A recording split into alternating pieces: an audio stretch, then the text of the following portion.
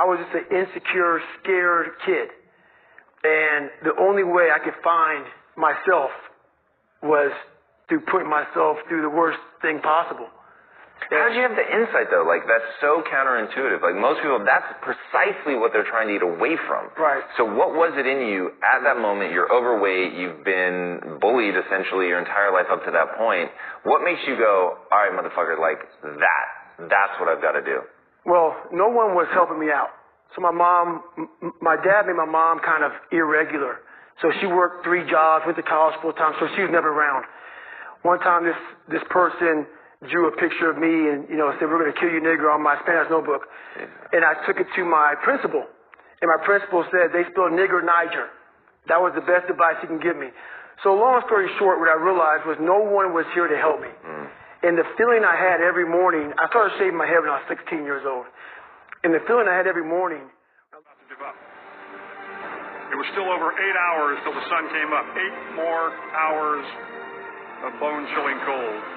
The chattering teeth and shivering moans of the trainees were so loud, it was hard to hear anything. And then one voice began to echo through the night. One voice raised in song. The song was terribly out of tune, but sung with great enthusiasm. One voice became 2, and 2 became 3, and before long, everyone in the class was singing. The instructors threatened us with more time in the mud if we kept up the singing, but the singing persisted, and somehow the mud seemed a little warmer, and the wind a little tamer, and the dawn not so far away. If I have learned anything in my time traveling the world, it is the power of hope, the power of one person, a Washington, a Lincoln, King, Mandela, and even a young girl from Pakistan. 1 hour a week.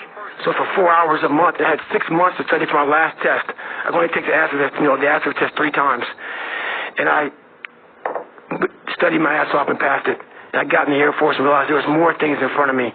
I was afraid of the water, terrified of the water. And I learned how to swim. But what gets everybody in this training, in all special ops training, is the water confidence, where they try to pretty much drown your ass. All of our lives we've been breathing. And they take that from you, and they want to see how comfortable you are in the water. And there's only 1% African Americans in special operations. And I didn't know anything about African, like a lot of them are negative buoyant, which I am, because of the bone density. I struggled. But 6 weeks into the program, there was about 25 guys left out of about 150. I was there, and I didn't go to sleep for 6 weeks of the program.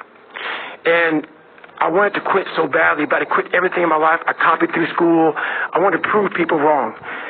And so here I am in this Air Force program starting to get a little